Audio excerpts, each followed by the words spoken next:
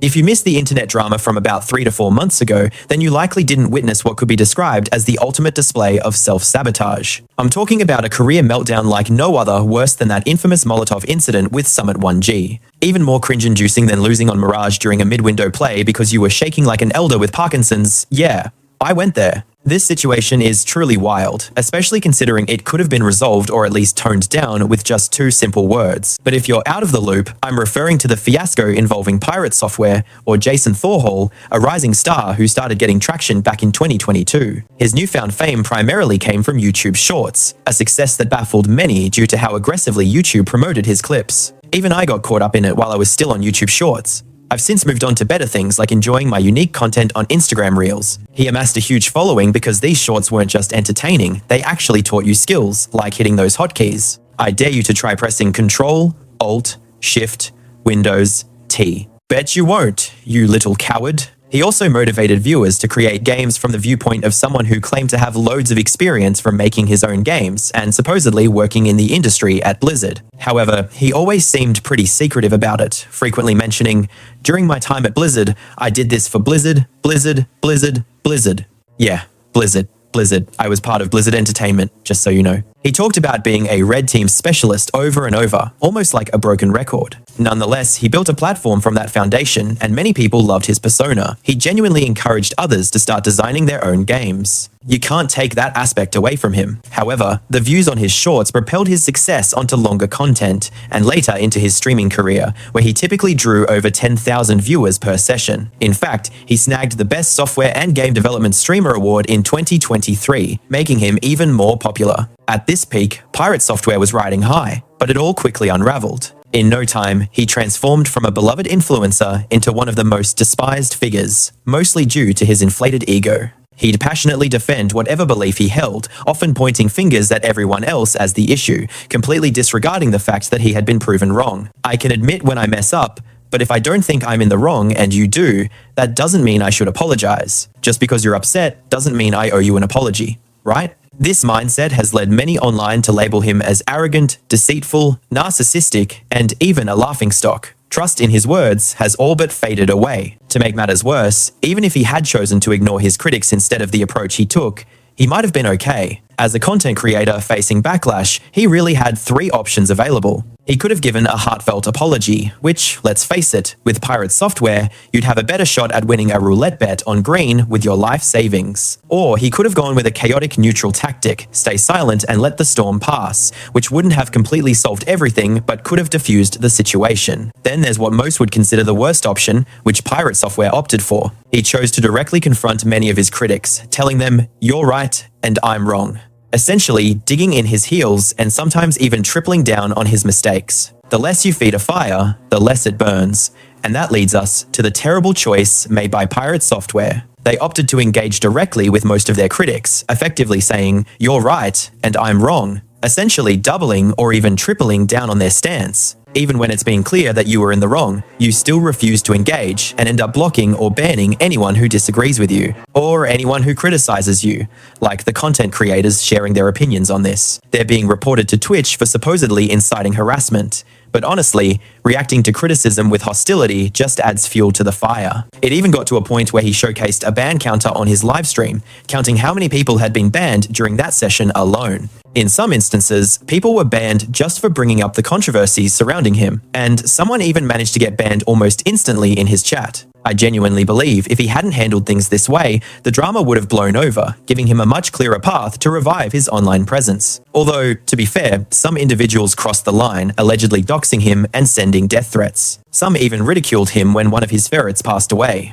However, his reputation didn't just tank overnight. There were several red flags leading up to this downfall. It all kicked off with the World of Warcraft controversy in January 2025. Yes, to those being smart, chronologically, it actually started with the Stop Killing Games situation. At the time he made that first comment regarding that movement, nobody seemed to mind or challenge it, and those who did were mostly ignored since most didn't have reasons to doubt him yet. Pirate Software was only called into question after the WoW drama and the responses from Ross of Stop Killing Games and Moist Critical. That's when folks really began to scrutinize Pirate Software's character and behavior. Anyway, screw classic World of Warcraft. That's the game where a guy literally crapped his pants while playing. Oh man, I just remembered, I forgot to craft a health stone. Back in early 2025, Classic WoW was booming again in the streaming scene, largely thanks to a content creation guild known as OnlyFans. This group included many other streamers and content creators participating in hardcore classic WoW raids. If you died, you had to start all over from level 1. It could take ages to get back to the maximum level where the actual game content begins. Pirate Software was part of this guild and claimed to be a skilled mage, with supposed experience from his time at Blizzard. However, during one dungeon run with the OnlyFans crew, chaos ensued when they aggroed a mob they shouldn't have. The party couldn't handle the impending disaster, prompting a retreat call. Instead of supporting his team, Pirate Software bolted for the exit. He seemed to prioritize his escape over helping, burning through his mana and then whining about not being able to assist when called out by a teammate. It was also rumored that he had items that would have restored his mana if he had chosen to use them. He abandoned the dungeon while others were still struggling. 2 players died and the team expressed their anger towards him. When confronted, he exited the call, which was a recurring pattern for him. The rest of the group tried to address the issue with their leader, but when it was his turn to speak, he just logged off. That's what frustrates us. Pirate, it's your lack of accountability. Everyone can improve, but when you continuously talk over others and refuse to let them speak, it's just frustrating. There's this ego about him that made matters worse. People started digging into his past gameplay, where he appeared to behave similarly, and he wasn't kind to less experienced players like streamer Lakari. As a result, he earned the nickname Roach because he scuttled out of the dungeon. He even went so far as to ban anyone from his Twitch chat who dared to comment on the situation. He insisted that everyone misplayed, not just him, and claimed he was being subjected to harassment for it. He subsequently hinted. During a discussion about the incident, he claimed that everyone misplayed, not just him, and mentioned facing a lot of harassment for that, hinting at deeper issues later on. Anyone messing with him through the in-game messaging might end up getting banned, thanks to his connections from his days at Blizzard. He fired back at other creators who called him out, claiming they were just feeding off him for views, while he was documenting their actions. As reports started flooding into Twitch, he began deleting and modifying his clips to avoid backlash from popular sites like Livestream Fails. He then got expelled from the Content Creator Guild, and his response was a total disaster, trash-talking the guild in the process. This just ignited the situation further. They want him to double down, triple down, heck, even quadruple down on his mistakes. They crave a villain, an adversary to take down, and they'll drag this fight out without mercy. They're even sending death threats, which is insane, turning this guild into a hate-fueled content machine instead of a positive community. They're a monster factory, man. Fresh off this mess, a game developer joked about adding pirate software to their game, complete with sound effects. They shared a video claiming it was an offline version, but it wasn't actually part of the game. When Pirate Software caught wind of this, they DMCA'd the whole game, falsely claiming they were included in it. What a fraudulent takedown. Pirate threatened them with more lawsuits, boasting that he would win. I filed a DMCA claim, and now he's counterclaimed against me.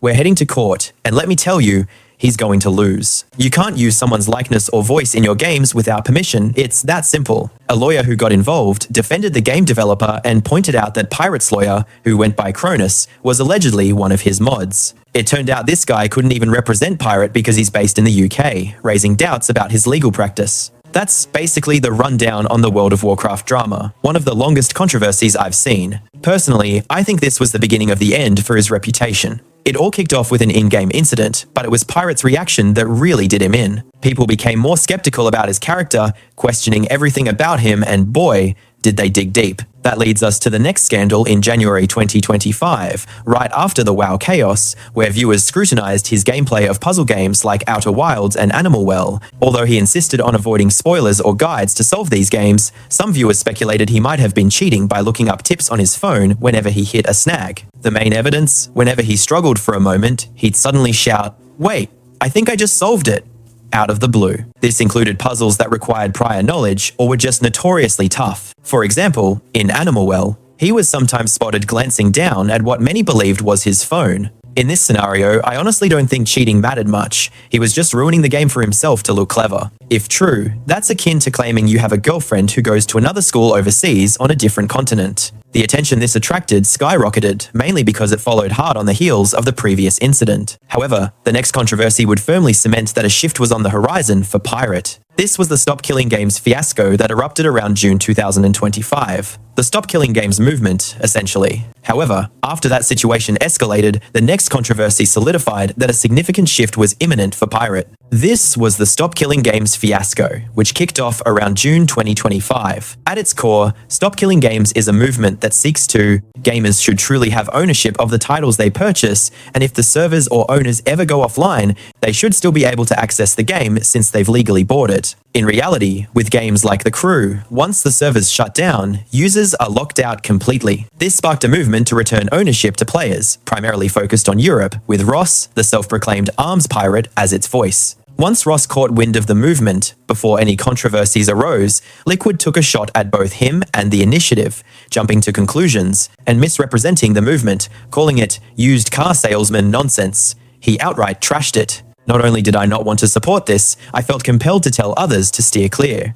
Yet, the real drama didn't unfold until after the initial fallout. Following the WoW controversy, Ross attempted to clarify the misconceptions, while Pirate stubbornly clung to his inaccuracies, spreading his false narrative and declining any conversation with Ross or anyone else who wanted to enlighten him about the movement. Then, Moist Critical stepped in, releasing a video that blew up the situation even more. More and more people jumped on the bandwagon criticizing Pirate, yet he remained unyielding, refusing to acknowledge his mistakes. He did apologize to Ross for some of his remarks, but ironically, as all this unfolded, Pirate's actions that supposedly hurt the movement ended up giving it new life, gaining all the necessary signatures thanks to the surge in attention. Even now, Pirate won't admit he was wrong, and the backlash against him reached a boiling point. Even Meet Canyon made a video on him, leading to fresh concerns about whether he was the seasoned game developer. He claimed to be, as his employment history revealed little connection to actual game development. Some speculated he was benefiting from family connections, given that his father was a significant figure at Blizzard.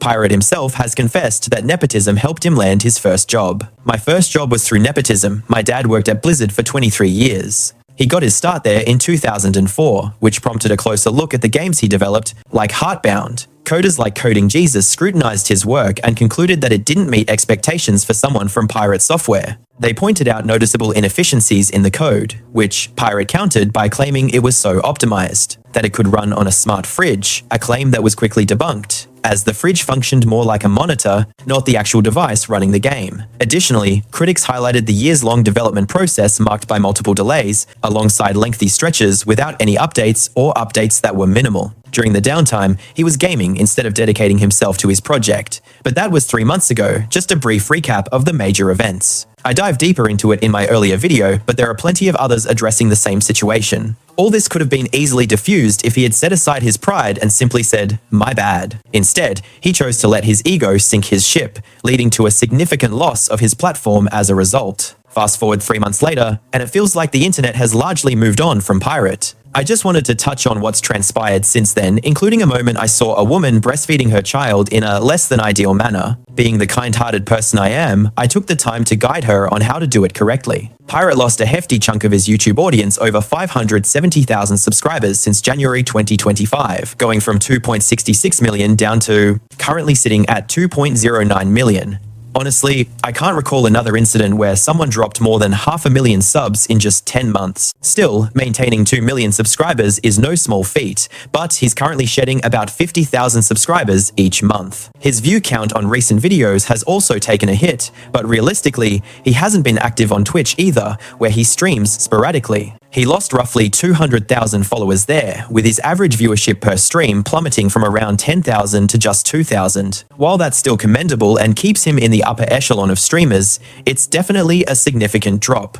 Unfortunately, trolls still flock to his comments and Twitch streams, even though most people seem to have moved on from the controversy. On the bright side, he does have a tighter-knit community now, as many have stayed loyal despite everything that went down. That's a small victory for him. He continues to create educational and somewhat inspiring short clips based on his personal experiences, though, understandably, viewers are far more skeptical after the fallout. I lived out of my car for about a year when I was younger because I was careless with my money. People are definitely more cautious now after everything that went down. There was a time when I lived out of my car for nearly a year because I really messed up my finances back then. He shares his real-life experiences in the shorts, addressing numerous inquiries with an authenticity that's quite clear. "Oh, pirate software, I'm a recovering heroin addict, got any advice?" Well, he drew from his past, especially regarding the Stop Killing Games movement, which he opposed yet still managed to garner attention, surpassing its initial goal. Thanks to the surrounding drama linked to Pirate, the movement's focus shifted to verifying the authenticity of signatures. They discovered that 97% of the 1.448 million signatures were legitimate,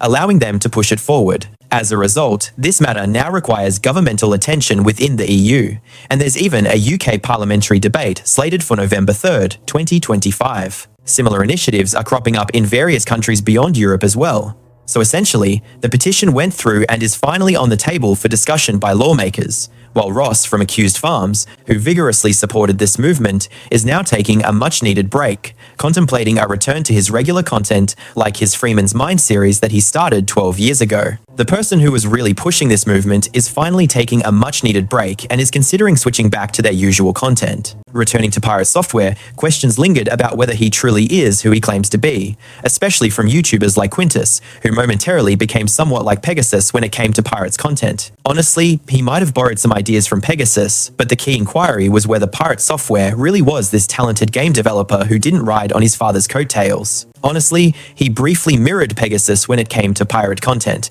He probably borrowed some ideas from Pegasus, but the real question is, it was through Quintus, a former Blizzard employee who knew and lived with Pirate, that we began to uncover more. Well, through Quintus, a former Blizzard employee who not only collaborated with Pirate, but also shared a living space with him. After hearing the news, she shared her experiences with him, backing up her claims with a Blizzard yearbook from 2013.